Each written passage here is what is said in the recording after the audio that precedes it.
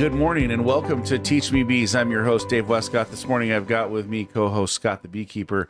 Today we are talking about some really fun things, and those fun things have to do with diseases. That's right. You know, everyone's favorite topic. Bad things. Diseases. Pests. So did you go to the doctor and something happened? No, actually, every time I go to the doctor, they tell me I'm a beacon of health. And They tell you that you're a beacon of health. that's right. But then I go to the dentist and they're like, hey, you need to floss more before we have issues. So, you know, I don't know.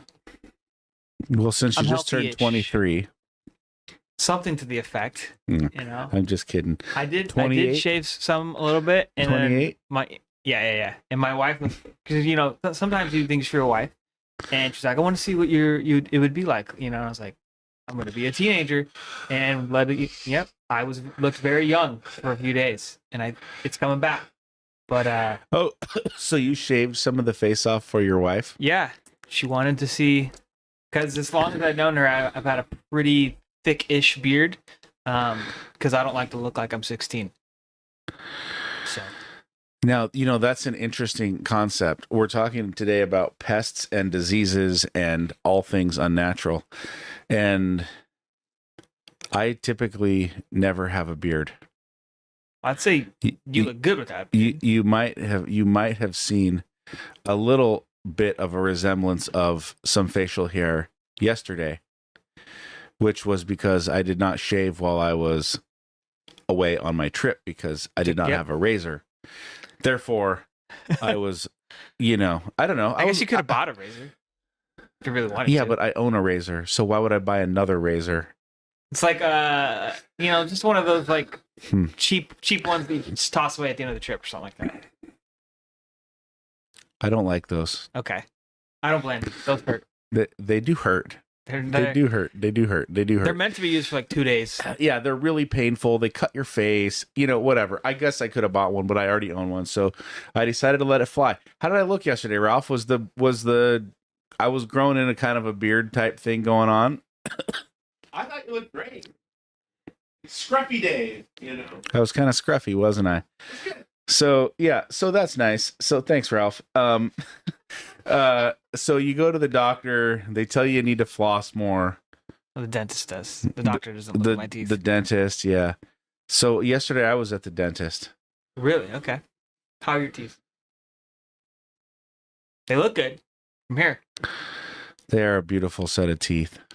So I've got a tooth that has to be capped.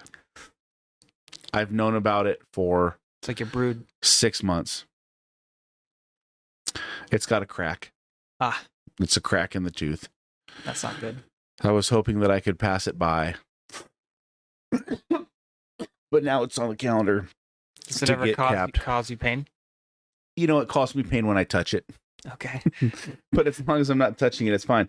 No, but seriously, so the whole thing, you know, I share a lot about the influence that my dad had on me growing up. Mm-hmm. You know, no cartoons, Simba. You know, Yep. that kind of life that I've lived. Scott's like, don't go there again, man. Listen, we don't want to talk about these freaking cartoons again. But one of the things is that my dad is anti-beard, anti-facial hair, Okay. completely.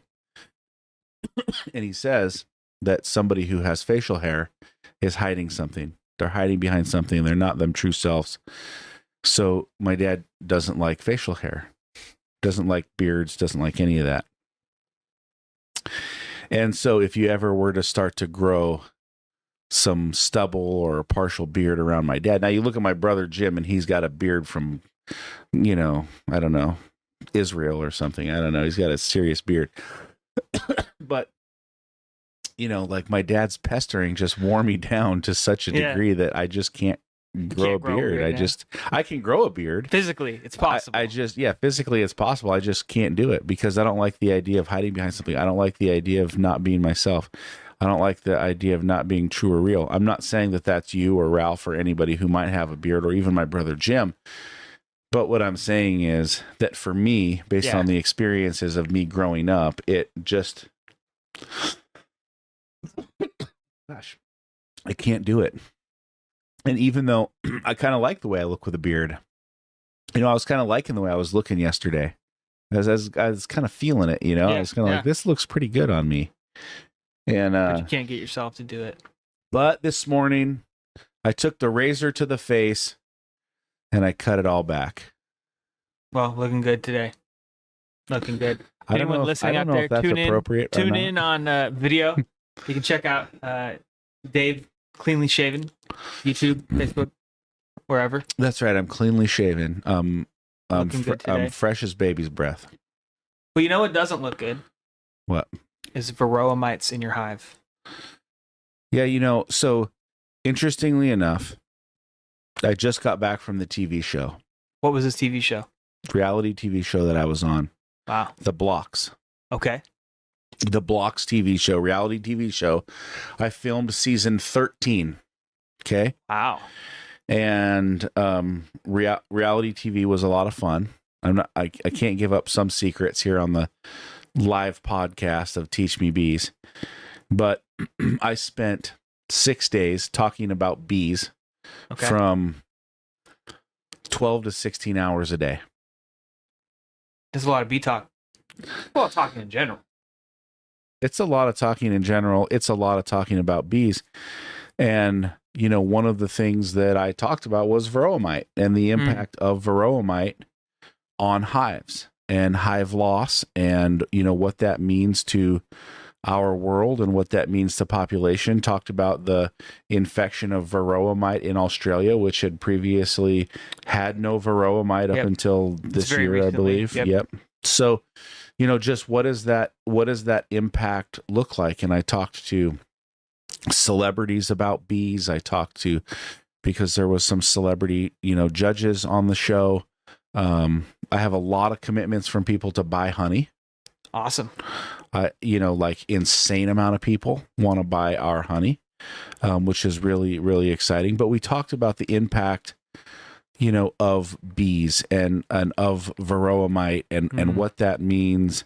And, as a backyard beekeeper, I think really being prudent on your hive management is critical. And there's a lot of, folks out there that'll say, like start working these processes, go more organic. Your bees can, develop a resilience. Yeah, resistant bees. I think is good. But I also think like on this journey, it really opened my eyes up to, natural bee populations. And what I really want to share about that is like, one of the things that I think we talked about, maybe a few podcasts ago was, bees in New England. And there's a specific bee that, pollinates the blueberry farms in Massachusetts and our New England area. And, that bee is pretty much extinct. And it's extinct because, people have built houses and roads and cars. And listen, I'm not saying don't build a building and save a beehive, right? Like I'm not that much of a environmentalist, because I believe in production and growth and all of those sort of things. But it really got me thinking to the type of bees that we have here today. And our bees that we have on our bee farm, the Honey for Hope bee farm, are from Saskatchewan, Canada, and Italy. And they're a cross-pollinated bee that we use. We believe it thrives well. We believe it does well. But one of the things that I've really been thinking of is what happened to the natural wild honeybee in Washington. Why is that not the bee that's in our hives? Mm-hmm. And so doing research on it, and I don't know that the research is on Google is always 100% correct. I can't confirm or deny that. Yeah. It's just like when you go to the doctor and you're talking about a disease, right? For sure. Or you get a symptom. Let's say something happens to your body and you're like, what the frick is this? Because this is a PG show. We don't cuss on here. What is this? And we're Christian people, so we try not to cuss. But regardless of that, you find something on your body and you Google it. You want to get an opinion. Yeah. Yeah. And when you call Dr. Google or look up Dr. Google, you can get some pretty frightening responses. Careful on that WebMD. Yeah, MD. Your Yeah, be wife is careful a there. nurse, right? No, she's in school to do ultrasound. Yeah. Oh, ultrasound. Okay. So does she have any nursing experience? No, but I have a couple friends that are nurses. Okay. Male or Two or three. male or My female? wife. Oh, Ralph's nice as a nurse. So when Ralph has a problem on a particular part of his body, we'll just say Self-diagnosis. above the waist, PG. above the waist, you can go to your wife and say, "What is this?" Yes. And she's going to 99% know what it is. That's crazy. And so that's really comforting. Very. Yeah, I actually I love that. That's a great thing. But so like I'm doing research and I'm trying to decide like, and so I don't know research right or wrong or indifferent, but the basic Washington bee is gone.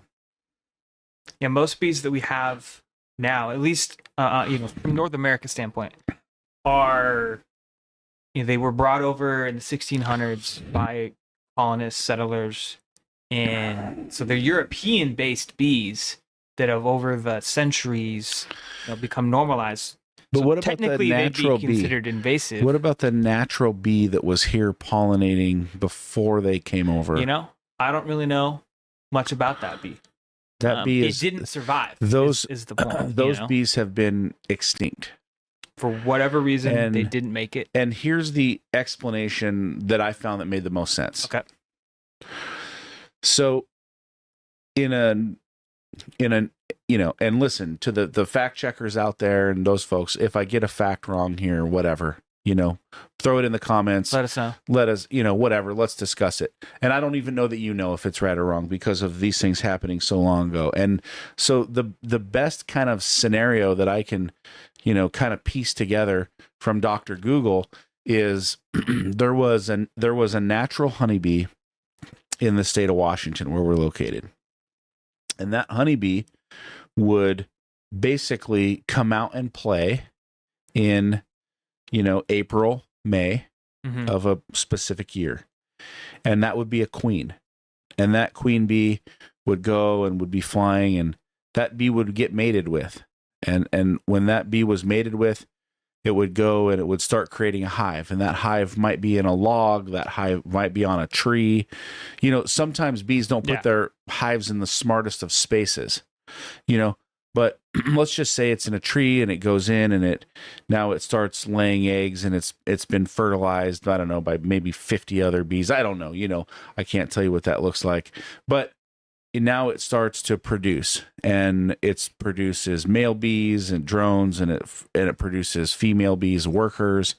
And now that bee goes out and it makes honey, and it's making honey all summer, and the hive is growing and the hive is living. And then it's getting to be towards wintertime. And what happens is that bee, the drones on that hive, they get pushed away and they die.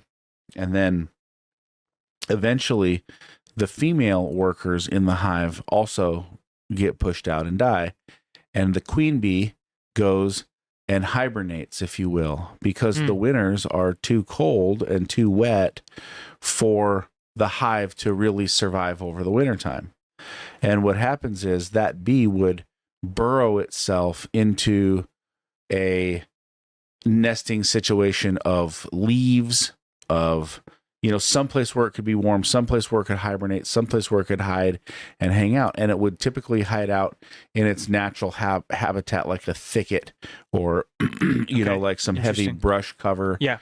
And then in the spring it would do the same thing again, and that bee might live for 2 or 3 years, and then another queen would come on, and it just kind of like the evolutional cycle of that bee. Yep. And that's kind of what happened. And so in just reading and researching it, it seemed to me that what happened was the natural habitat of the bees, as we began to create civilization, we began to create dirt roads and buildings. And, you can look back at pictures of Seattle in, 1842 or whatever. We just began to displace the bee without care or thought of the bee. And so that was, that seems to be what I can piece together as the extinction of the Washington honeybee. And I don't know how, accurate and accurate that is. And so, then bees come from Europe and people are bringing bees over from Europe, like you've explained. And so now today, the bees that we have and that we utilize are, from European-based and Canadian-based, right? Saskatchewan, based bee. And that bee does well. But the truth of the matter is it's not in its natural habitat. And then we introduce varroa mite, and I think that's one of the purposes of our call here today is to really discuss what varroa mite looks like. And so varroa mite comes from another country. Yeah, a few different things that we wanted to touch on today. Varroa mite's the big one, and I don't want to beat a dead horse in a sense. Like we've talked about it, we've had guests talk about it, but we do want to reference it as one of the pests. It's the biggest issue facing the honeybee today globally. Varroa mite, go back and listen to our call with Randy Oliver if you want some information on maybe another perspective on how to deal with varroa mite. But it's the most common issue.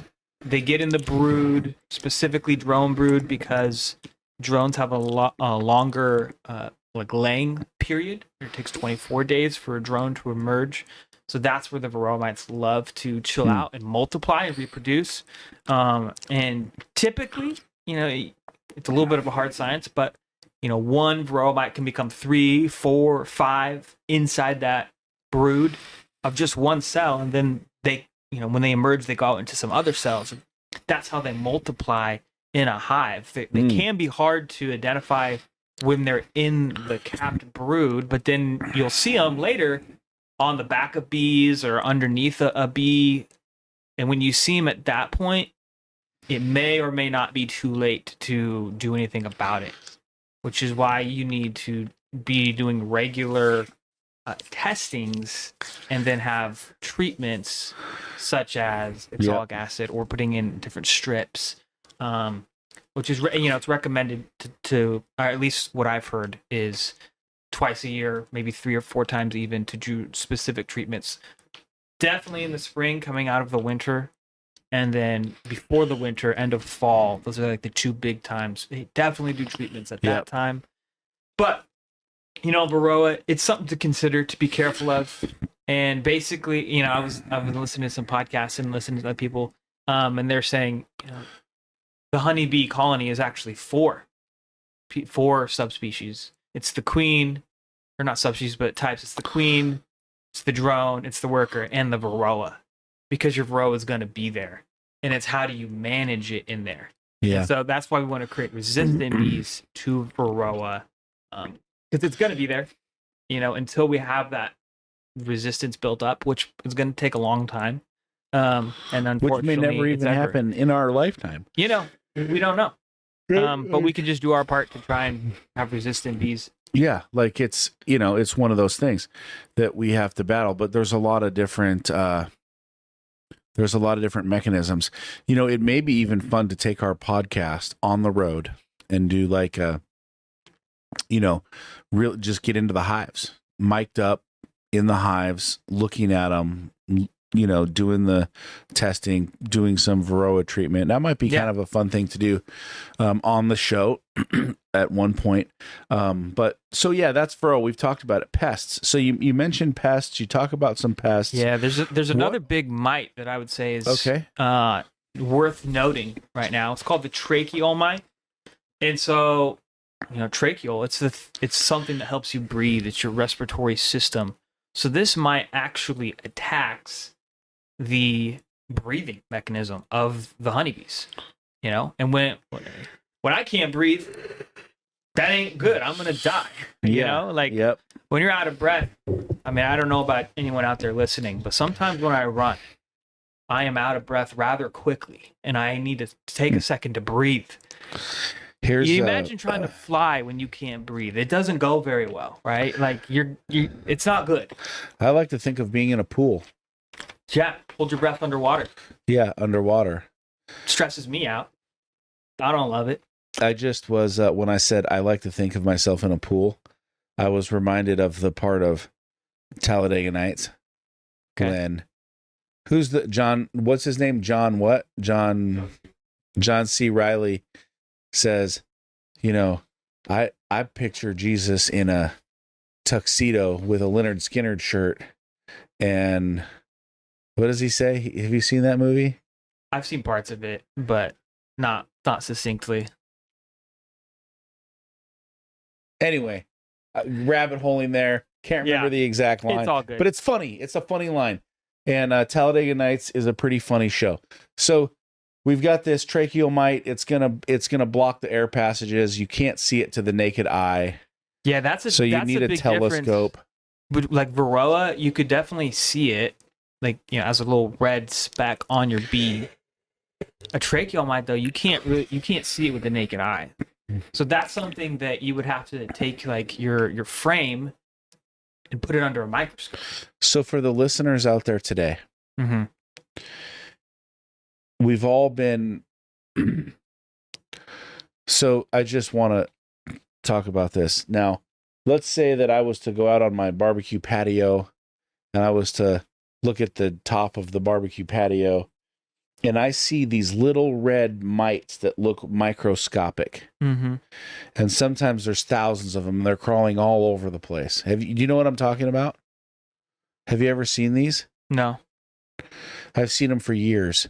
Maybe it's because I was a gardener. Yeah. I wonder, is that varroa mite?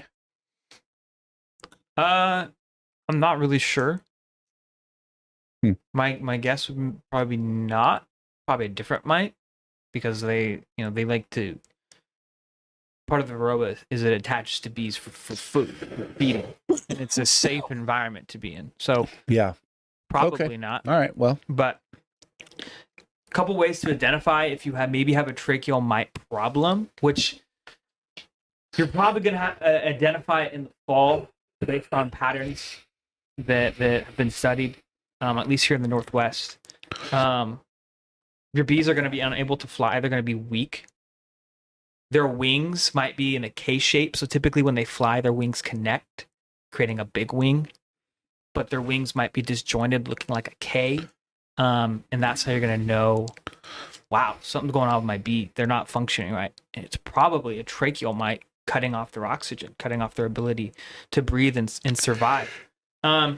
And some of the treatments that work for varroa also work for tracheal mites. There's different strips that work for both. So do some research, read what strips you would like to get or what treatment options there are. There's this thing called a grease patty that you'd put 6 cups of granulated white sugar and 3 cups of hydrogenated vegetable shortening, or Crisco. And it makes 10 portions, 10 servings that you can put on your hives. I haven't tried that personally, but that is something that I've seen. So that might be it actually sounds kind of good. Not for me, but you can have that as your mid-morning snack if you want. I can go cook you some. You don't like Crisco? Not my go-to. How do you not love Crisco? I mean, it's fine. It's not like I'm scooping it out of the container, just sitting down on the couch. Nobody does that. Okay. We fry up some bacon with that Crisco. Well, bacon I can do. You take a big dollop. I'm going to say dollop. You take a big dollop of Crisco, you dump it on the pan, and you fry up some bacon. That's going to be smelling good in the house. It's going to smell good. It's going to smell a lot better than varroa or tracheal mites. Or the next couple of things we want to mention, European Foulbrood and American Foulbrood, which are both concerning issues in your hive. Very concerned. We'll start with European Foulbrood, which is a bacteria. Both of these you're going to notice when you pull out your frames and you look at your brood. Yep. They're going to be in shotgun patterns. So rather than a succinct section of brood, they're going to be scattered around, which is a first warning sign. They're going to be capped over and concaved, sometimes even punctured. And they're going to not look right. It's plain and simple. Your brood should be like a nice brownish color, succinct together. This is going to be scattered, discolored, maybe white, and then not like a honey capped white, but this like gross color. So if that happens, if you have European Foulbrood, your larvae probably is, well, it is dead, but it died before it even got capped, which is kind of gross. And then it got capped over. The bees, didn't know it was dying. Explain for the audience capping. So your brood, that's your baby bees. That's the next generation of bees. Your larvae, the egg gets put into the comb, turns into a larvae, it's fed, and then it gets capped over. That capping process is the last phase of the metamorphosis, of the transition that happens before it then emerges from the capping. And how many bees are laid every day? It depends. In peak season, queens can, depending on how fertile and healthy your queen is, can lay from 1,500 to 3,000 eggs a day in peak season. So I would say maybe June-ish could be peak season. If we get European Foulbrood in our hive, it's a big deal. It's a big deal. It's thousands of bees. Yeah, it's not necessarily going to kill the entire hive, although it is concerning. Some of the biggest things you can do to combat it: have good apiary hygiene. I know that sounds maybe basic or it's simple. Kind of like flossing your teeth. Floss your teeth. Dennis always tells me to do that more. Brush at night. Yep, brush. Wash your hair. Greasy hair is not great. Do basic things in your apiary. So if you have dead bees on the entry of your hive, clean them off. Get them out of there. See what's just going on. Have a clean apiary is one of the big things. You may have to requeen your hive. Your queen may be not very sensitive to the cleanliness in the hive, so maybe you need to requeen with a hive that is more sensitive there's to cleaning. Nothing worse than a woman who won't clean. I'd say anyone who just doesn't clean, which is kind of funny. My wife would say, "You don't clean very much," and I'd say, "I think I do," but anyways. I don't clean at all. Well, it's a good thing you got some kids to clean up. I do zero cleaning. He admits it on the podcast. I do zero cleaning. Listen, I do zero cleaning, but I keep my areas very clean. Like there's some husbands who come home and they just drop their clothes in a pile on the floor and expect wife to clean it up. Listen, I do none of that. I hang up my clothes. I put my clothes away. I keep my sink clean. I keep my areas clean. The things I do and use, I keep very cleanly. You're not going to, I'm not leaving a mess around. I don't leave cups upstairs. I'm not going to have a bathroom full of cups like you will see in some houses. I'm not going to leave trash or debris on the floor. Like I'm a very clean person by nature. Therefore, I'm a big believer in having a clean house, meticulously clean, perfectly clean, almost hospital sterilized clean house. Then you have kids. That actually goes out the window. We're not going to go there because we've got 2 minutes left on this show, but we do want a queen that's going to keep her house in order. Yes. And so we may have to replace the queen before we get too unnerved in our world. We're about to wrap up here, but I do want to note American Foulbrood because it is far more serious than European Foulbrood. And it typically attacks the larvae. It's a bacteria that attacks the larvae in the first 3 days of their life, and they'll die in that capped season or in that capped time period. So typically, a European Foulbrood will die right before. American Foulbrood will die when it happens. Die in there. It's again concave brood, spotty, random. It's going to maybe appear wet or greasy, and you may actually have a strong odor or smell that comes in it. So it's foul brood, that's foul not good. smell. That's not and good. And the only way you can deal with it, there's some treatments maybe being developed you could look into, but the safest thing to do is to burn your hive, to burn your equipment so that it doesn't spread. It's potentially that contagious and deadly to your hives. It's recommended to burn your equipment. So it reminds me of the movie Outbreak when the Ebola outbreak happens and they literally are thinking about nuking a city. That's how bad this American Foulbrood is. So because I tie a lot back to the movies, I enjoy the movies, as you cannot tell. Let's bring this thing in for a landing. So we had a great call today. We talked about pests and diseases. Varroa mite, right? The biggest issue, and most people are aware of varroa mites. We talked about how to treat that, varroa strips, acidic treatments within the hive. We talked about tracheal mites that affect the respiratory passage. We talked about, how we can, take care of treating these, and that's the grease patties. We want to go back and make sure that those are taken care of. We talked about European Foulbrood. We talked about how to treat that, and what that looks like, and then obviously we want to keep a clean house. That's right. really where we want to be and what we want to look like. And then we've got American Foulbrood, and what does that look like, and how do we treat that? And really, what we're doing there is, there's antibiotics that can, be given from a vet, but the safest thing to do is burn the hive to the ground and just start over. So that's what we've learned today. It's been a great call. Follow us every week. We love doing this. We love learning about bees. There's so much that we learn about every week. I feel like this call makes me a smarter beekeeper. And at the end of the day, we love what we're doing. Honey for Hope, right? We give our profit back to charity. Support Honey for Hope. If you need pollination, hit us up. If you are looking for honey, reach out to us. We'd love to get you on the list, because all of the profit goes back to charity. We're doing great work, not only for the environment, but for the world. I'm Dave Wescott. Follow me on LinkedIn, Facebook, Instagram, YouTube, anywhere we're at social. I'm hanging out. Check us out every week. If you like this show, give us a like, give us a share. I know these are a lot of call to actions.